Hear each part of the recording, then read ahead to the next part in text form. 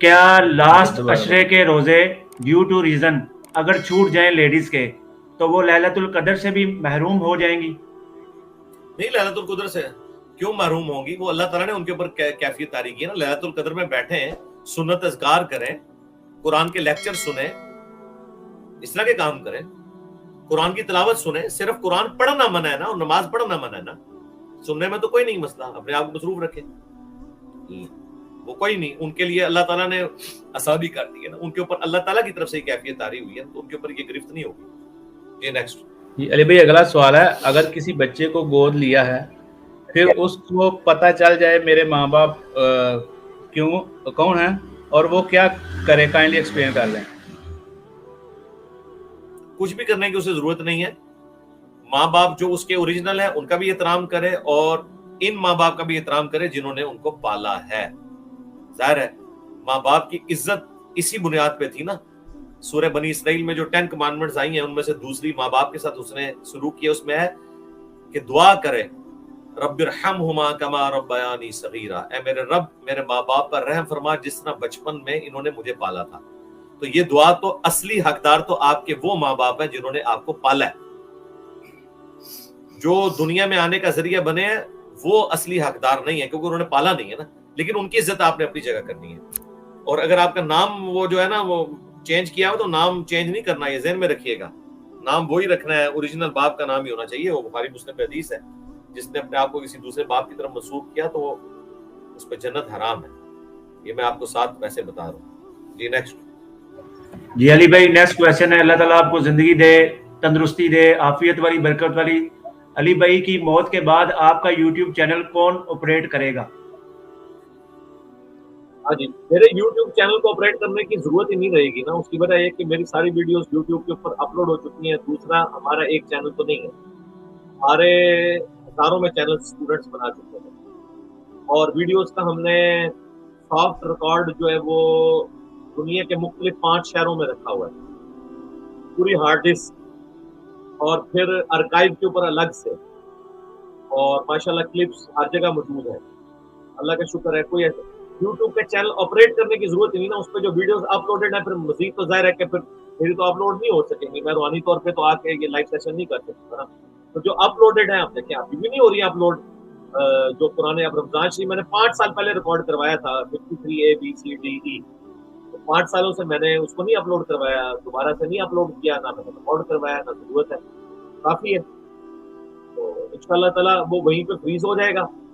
اس کو کوئی چیز اپلوڈ نہیں ہوگی، جو آلریڈی اپلوڈڈ ہے وہی چیزیں چلتی رہے گی. اس کی آپریشن والی تو وہ ابھی بھی ہمارے اسٹوڈنٹس ہی چلا رہے ہوتے ہیں، جو میرے ساتھ اٹیچ ہیں، جو میرے قریبی لوگ ہیں وہ لوگ چلا رہے ہوتے ہیں. اور آپ بے فکر ہیں، اس کے ساتھ کوئی تعلق نہیں ہے، کیونکہ ویڈیوز تو ڈیلیٹ نہیں ہوں گی. یہ تو نہیں کہ میں مرتے ہی چلا جاؤں گا. یہ پرانے بزرگ تھے جو مرتے ہی مر جاتے تھے. اب جو بھی شخص دین کا کام کر رہا ہے یا دین کے خلاف کام کر رہا ہے وہ اپنی ویڈیوز میں ہمیشہ کے لیے زندہ رہے گا. مولانا اسحاق صاحب رحمہ اللہ کو فوت ہوئے آج آلموسٹ 9 سال ہو چکے ہیں، اور ان کی زندگی میں اتنے لوگوں کو ان کا تعارف نہیں تھا جتنی وفات کے بعد ہوا ہے. کتنی لوگوں نے ان کو بدنام کرنے کی کوشش کی، لیکن اللہ تعالیٰ نے انہیں عزت دی ہے ماشاء اللہ تعالیٰ. ہمیں تو لگتا ہی نہیں وہ فوت ہوئے ہیں. ابھی بھی ان کی ویڈیو کو لگا کے سنتا ہوں. جو میں نے ان کا انٹرویو کیا تھا 23 مارچ 2012 کو، لگتا ہے سامنے موجود ہے. ڈاکٹر اسرار صاحب رحمہ اللہ تو ان سے بھی پہلے فوت ہوئے ہیں. ان کو فوت ہوئے آلموسٹ 12 سال ہو گئے ہیں. مجھے تو لگتا ہی نہیں ڈاکٹر اسرار صاحب فوت ہوئے ہیں. آج بھی بیان القرآن سنتے ہیں، لگتا ہے ڈاکٹر صاحب سامنے موجود ہیں. بالکل احساس ہی نہیں ہوتا اس بات کا. اس لیے آپ بے فکر ہیں انشاءاللہ. نیکسٹ. جی علی بھائی اگلا سوال ہے، میں یونیورسٹی میں اسٹوڈنٹ ہوں، یونیورسٹی میں کو ایجوکیشن ہے، اسٹوڈنٹس ہیں بے حیائی پھیلا رہے ہیں، girlfriend boyfriend friendship کے ذریعے، کیا اس بارے میں مجھ سے پوچھ ہوگی؟ اور ان کو نیکی کا حکم اور برائی سے نہیں روکا. نہیں، آپ صرف جو آپ کے دوست بالکل قریبی ہیں نا، جو آپ کی بات سنتے ہیں، ان تک بس بات پہنچائیں. باقیوں تک آپ کی ذمہ داری نہیں. وہ ان کے ماں باپ کی ذمہ داری ہے، ان کے ٹیچرز کی ذمہ داری ہے، اس یونیورسٹی کے انتظامیہ کی ذمہ داری ہے، گورنمنٹ کی ذمہ داری ہے. میں تو سخت خلاف ہوں، کو ایجوکیشن ہونی نہیں چاہیے، الگ ہو. آپ دیکھیں ہمارے جیلم شہر میں بھی APS army public school top کے اسکولوں میں سے اتنے سکینڈل وہاں نکلے، انہوں نے مجبوراً اب لڑکیوں اور لڑکوں کو علیحدہ کر دیا. فوجی فاؤنڈیشن اسکول جس میں میرے بچے بھی پڑھتے ہیں، علیحدہ 5ویں کلاس کے بعد علیحدہ کر دیتے ہیں. یعنی انہوں نے مصیبت کے بعد یہ چیز لرن کی. کیونکہ لوگ پھر اسکول میں بچے بھی داخل کرانا چھوڑ گئے تھے, پلس ایسے واقعات رپورٹ ہوتے تھے, تو کون اپنے بچے وہاں پہ بھیجے گا. باقی رہا کہ یونیورسٹی لیول پہ تو لوگ میچور ہوتے ہیں, لیکن وہاں پہ بھی یونیورسٹیز علیحدہ ہی ہونی چاہیے. آپ اپنا جہاں تک بچ سکتے ہیں بچیں, اپنے قریبی لوگوں کو بتائیں. باقی سب کی آپ کی ذمہ داری نہیں کہ آپ نے چوک میں کھڑے ہو کے یہ بات کرنی ہے, یہ آپ کا کام ہے. نیکسٹ. جی علی بھائی نیکسٹ کویشچن ہے, کیا ایسا برتن جس کا کنارہ ٹوٹا ہو اس میں کھا پی سکتے ہیں؟ کیونکہ بچپن سے سنا ہے ایسے برتن میں کھانا پینا مکروہ ہوتا ہے. ہاں جی, نہیں کھانا چاہیے کیونکہ وہ اس کی صفائی نہیں صحیح ہوتی. یہ لاجیکل ہے, میڈیکلی بھی یہ چیز غلط ہے. اس کا کنارہ ٹوٹا ہوا ہے. اس طرح یہ ہے کہ وہاں پہ تو اس کے اوپر کانچ نہیں لگی ہوئی, کانچ کی پالش ہوئی ہوتی ہے, اس کی وجہ سے نظر آتی ہے, تو کچھ کھانا لگا ہوا نہیں رہتا. لیکن تو ٹوٹا ہوا ہوگا, ظاہر ہے کہ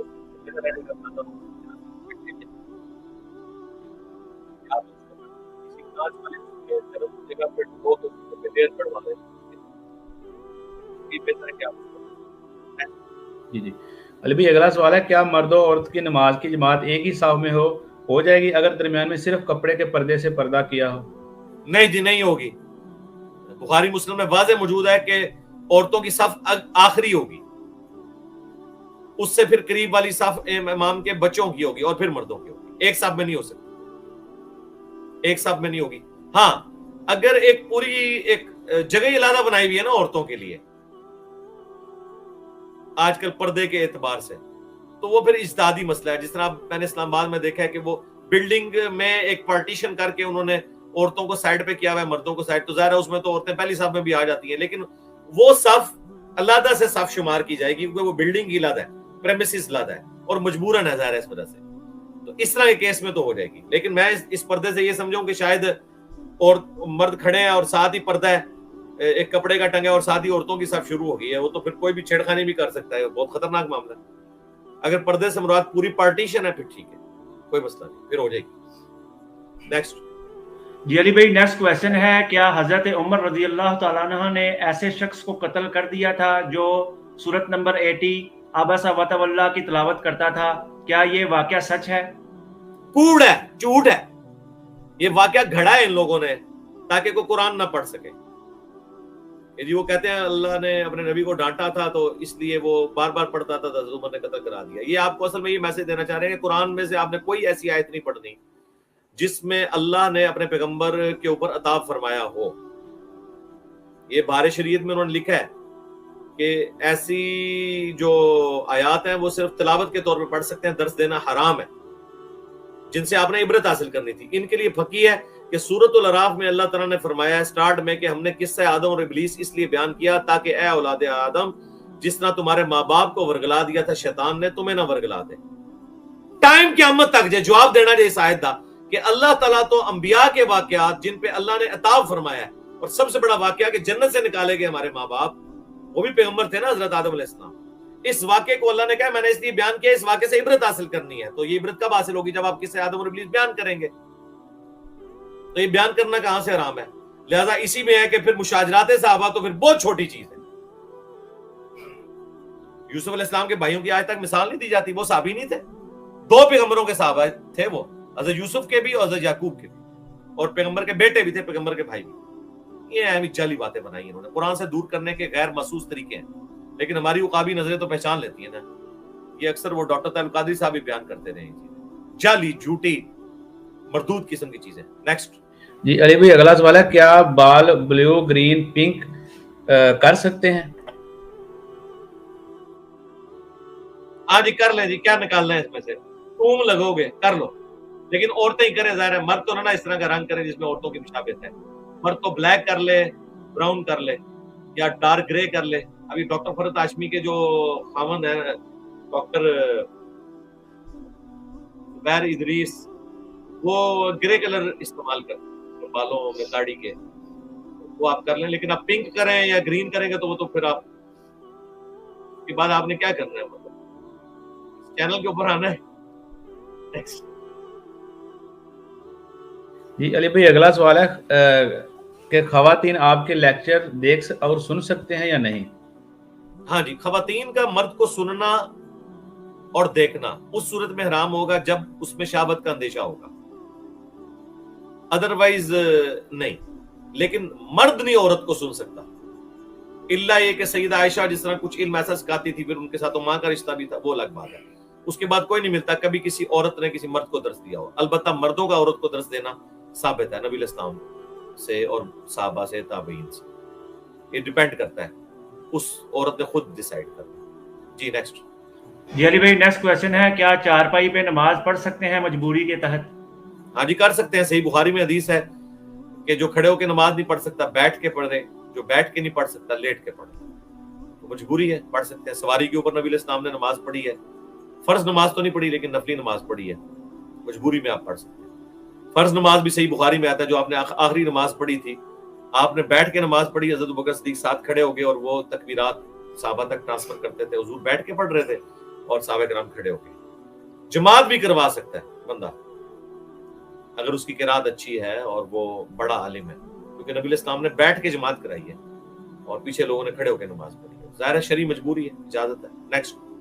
जी अली भाई अगला सवाल है, क्या होंठ बंद करके कुरान पढ़ने का सवाब मिलता है? वो दिल में पढ़ने का सवाब होगा ना, लेकिन अफजल तो होंठ के साथ है। सही बुखारी में तालीकन रवायत है, सुनन इब्न माजा में पूरी सनद है, मैं अपने बंदे के करीब होता हूँ जब वो मेरा जिक्र करता है और उसके होंठ हिल रहे होते हैं। कुरान अगर आप दिल में पढ़ रहे हैं तो ज़ाहिर है उसका भी सवाब मिलेगा, होंठ से पढ़ने से ज्यादा मिलेगा, जुबान से पढ़ने से ज्यादा मिलेगा। लेकिन दिल में भी पढ़ेंगे यकीनन सवाब मिलेगा। आप बेशक आंखें बंद करके हाफ़िज़ कुरान है तो अपने ख्यालों में बेशक पढ़ता रहे, सवाब मिलेगा, क्यों नहीं मिलेगा। जी नेक्स्ट। जी अली भाई नेक्स्ट क्वेश्चन है, नमाज के बाद सजदे में अल्लाह से दुआ मांगने के लिए सजदे में दुरूद शरीफ पढ़ सकते हैं? नमाज के बाद सजदा करना ही बिदअत है, नमाज के अंदर मांगनी है। सही मुस्लिम में हदीस है, सजदे में इंसान अपने रब के सबसे करीब होता है, लिहाजा खूब दुआएं मांगो। और बुखारी मुस्लिम में आया नबी इस्लाम दुआ मांगा करते थे, सुब्हानक अल्लाहुम्मा रब्बना व बिहम्दिका अल्लाहुम्मा इग़फिरली, ये दुआ मांगते थे। इसमें हम्द भी है अल्लाह की और दुआ भी है। बाकी दुरूद शरीफ भी चूंकि नबी इस्लाम के हक में दुआ है तो आप मांगे। हम भी सजदे में दुआ भी मांगते हैं, दुरूद शरीफ भी पढ़ते हैं, तो आप जरूर पढ़ें, लेकिन नमाज के बाद नहीं, वो अलग से बिदअत बनाई गई है नमाज के अंदर। बुखारी मुस्लिम में हदीस है, जब नमाज में तशहुद पढ़ लो तो सलाम फेरने से पहले जो चाहो अपने रब से मांगो। तो आप अरबी में जितनी सुन्नत अस्कार दुआएं हैं दुरूद शरीफ के बाद वो आप मांगे, जरूर मांगे, लेकिन ये वाला सजदा इस तरह साबित नहीं है। नेक्स्ट। जी अली भाई अगला सवाल है कि सहाबा के दौर में शादी का तरीका और सास बहू का क्या ताल्लुक था, और आज के अरब मुआशरे और हमारे मुआशरे में इस हवाले से क्या फर्क है? ये सबसे मुश्किल सवाल है जो आज तक आपकी स्ट्रीम में कभी आया या बाद में भी आएगा। इस तरह की कोई तफसीलात हमें मिलती नहीं है। सास का कोई कंसेप्ट ही नहीं होता था नबी इस्लाम के सहाबा के दौर के अंदर। उसमें शादी का मतलब ये होता था कि वो फैमिली अलग रहती थी, और वहां अलग होने के लिए बहुत ज्यादा बंगले बनाने की जरूरत नहीं थी, कबायली सिस्टम था, एक अलग से खैमा लगा दिया जाता था। इसलिए जो लोग अफोर्ड कर सकते हैं कोशिश करें कि अपने बीवी बच्चों को माँ बाप से अलग रहकर जिंदगी गुजारें। इसका ये मतलब नहीं कि माँ बाप को उनके हाल पे छोड़ दें, नहीं, बच्चे भी आए वहां पे, आप भी विजिट करें, करीब घर लें, लेकिन अलग रहने में आफियत ज्यादा होती है। जो अफोर्ड कर सकते हैं वो करें। लेकिन शुक्र करें कि हमारे सब कॉन्टिनेंट के माशरे में तो सासें जो अच्छी वाली हैं वो बहू को गाइड कर देती हैं, इसलिए नेमत साबित होती हैं। शुरू के दिनों में ज़ाहिर है प्रेगनेंसी के इशू, बाकी एक सीनियर खातून का साथ होना जरूरी है, तो वो एक मामला अलग है। बाकी अरब के माशरे में तो ये चीजें है ही नहीं थी। ये आपका मसला है कि सास भी कभी बहू थी, अरब के माशरे में ये मसले नहीं थे। जी नेक्स्ट। जी अली भाई नेक्स्ट क्वेश्चन है, फजर और बाकी नमाजें कज़ा हो गई हों और मस्जिद में मगरिब की जमात हो रही हो तो पहले क्या करना चाहिए? क्या मगरिब की नमाज में पहले शामिल होना चाहिए या पहले फजर और बाकी कज़ा नमाजें पढ़ सकते हैं? जी इज्तिहादी मसला है। इसमें जो मगरिब हो रही है ना, वो नेकी के कामों में उम्मत का साथ देना। मुसलमानों की जमीयत से अलग होकर तो अपनी नमाजें ना शुरू कर दें। लोग कहेंगे पता नहीं हमारे पीछे नहीं पढ़ रहा, तो आप मगरिब की नमाज पढ़ें, उसके बाद फिर पहले फजर पढ़ लें, फिर जोर, फिर असर, इस तरह कर लें। तरतीब का कोई इशू नहीं है। तरतीब उस वक्त है जब आपके इख्तियार में हो। यहाँ तो इख्तियार खत्म हो गया ना, आपने उम्मत की जमीयत से तो अलग नहीं होना। यहाँ पे आपने इज्तिहाद यही करना है कि मगरिब उनके पीछे। जी नेक्स्ट। जी अली भाई अगला सवाल है, पूछते हैं कि छींक आना, दुआ में छींक आना कबूलियत का इशारा है? नहीं, ऐसी कोई बात नहीं है, लेकिन ये जरूर है बुखारी मुस्लिम में कि जो जमाही है ना, शैतान की तरफ से सुस्ती दिलाने के लिए इसलिए कहा गया कि उल्टा हाथ रख के उसे रोक लो, और छींक जो है ये अल्लाह ताला की तरफ से है। इसलिए हम इसके जवाब में कहते हैं अल्हम्दुलिल्लाह या अल्हम्दुलिल्लाहि अला कुल्ली हाल, और जो सुनने वाला है वो कहेगा यरहमुकल्लाह اور اس کے جواب میں جس کو چھینک آئی ہے وہ کہے گا یہدیکم اللہ ویصلح بالکم، اللہ تجھے ہدایت دے اور تیرے تمام کاموں کو سنوار دے۔ اللہم انی اسألک بانک انت اللہ لا الہ الا انت الاحد الصمد الذی لم یلد ولم یولد ولم یکن له کفوا احد وإلہکم الہ واحد لا الہ الا هو الرحمن الرحیم الف لام میم اللہ لا الہ الا هو الحی القیوم اللہم صلی علی محمد وعلی آل محمد اللہم ربنا آتنا فی الدنیا حسنہ وفی الآخرة حسنة وقنا عذاب النار رب ارحمهما كما ربياني صغيرا ربنا هب لنا من أزواجنا وذرياتنا قرة أعين وجعلنا للمتقين إماما اللهم اغفر لحينا وميتنا وشاهدنا وغائبنا وصغيرنا وكبيرنا وذكرنا وأنثانا اللهم من أحييته منا فأحيه على الإسلام ومن توفیته منا فتوفه علی الایمان۔ اے اللہ رمضان مبارک کی آمد ہے، پوری دنیا کے مسلمانوں کو سمیت ہمارے ماں باپ کے، ہمارے بیوی بچوں کے رمضان شریف اس طریقے سے گزارنے کی توفیق عطا فرما جو تجھے اور تیرے محبوب صلی اللہ علیہ وآلہ وسلم کو پسند ہو۔ اے اللہ ہمارے ماں باپ کی، ہمارے بیوی بچوں کی، پوری امت کی تمام دینی دنیاوی جسمانی روحانی ظاہری باطنی پریشانیاں تکلیف مصیبتیں دکھ بیماریاں دشواریاں دور فرما۔ جن جن بھلائیوں کا سوال تیرے محبوب صلی اللہ علیہ وآلہ وسلم نے تجھ سے کیا تمام مسلمانوں کے حق میں منظور فرما۔ جن جن چیزوں کے شر سے تیرے محبوب صلی اللہ علیہ وآلہ وسلم نے تیری پناہ طلب کی تمام مسلمانوں کو ان چیزوں کے شر سے اپنی پناہ عطا فرما۔ پوری دنیا میں جہاں کہیں مسلمان مظلوم ہیں، کشمیر میں، انڈیا میں، فلسطین میں، چائنا میں، افغانستان میں، عراق میں، شام میں، غیب سے ان کی عزت آبرو جان و مال کی حفاظت فرما۔ اے اللہ ہمارے ملک پاکستان کی خیر فرما، پورے عالم اسلام کی خیر فرما، اسے اندرونی اور بیرونی خطرات سے محفوظ فرما۔ تمام مسلمانوں کی تمام نیک دلی جائز دعاؤں کو اپنی بارگاہ میں قبول و منظور فرما۔ مرنے سے پہلے قبر و آخرت کی تیاری کرنے کی توفیق عطا فرما۔ جو فوت ہو چکے ہیں اللہ ان کی مغفرت فرما۔ اے اللہ ہمیں ایمان و عافیت کے ساتھ مدینہ شریف میں موت، بقیہ غرقت میں مدفن اور جنت الفردوس میں اپنے محبوب صلی اللہ علیہ وآلہ وسلم کا پڑوس نصیب فرما۔ اے اللہ ختم نبوت صلی اللہ علیہ وآلہ وسلم کی برکت سے جو یہ نبیوں والا کام اس امت کو ٹرانسفر ہوا ہے پورے اخلاص کے ساتھ، اے اللہ تیرے نبی صلی اللہ علیہ وآلہ وسلم کی بھولی بھالی امت تک قرآن، سنت اور اہل بیت کا پیغام جو آپ صلی اللہ علیہ وآلہ وسلم نے حجۃ الوداع پر غدیر خم پہ چھوڑا پہنچانے کی توفیق عطا فرما۔ اے اللہ جو کچھ مانگا وہ بھی عطا کر دے، جو نہ مانگ سکے ہمارے حق میں بہتر ہے تو ہمیں بن مانگے ہی عطا فرما دے۔ سبحان ربک رب العزۃ عما یصفون وسلام علی المرسلین والحمد للہ رب العالمین وصلی اللہ علی النبی الکریم وعلی آلہ واصحابہ اجمعین الی یوم الدین آمین۔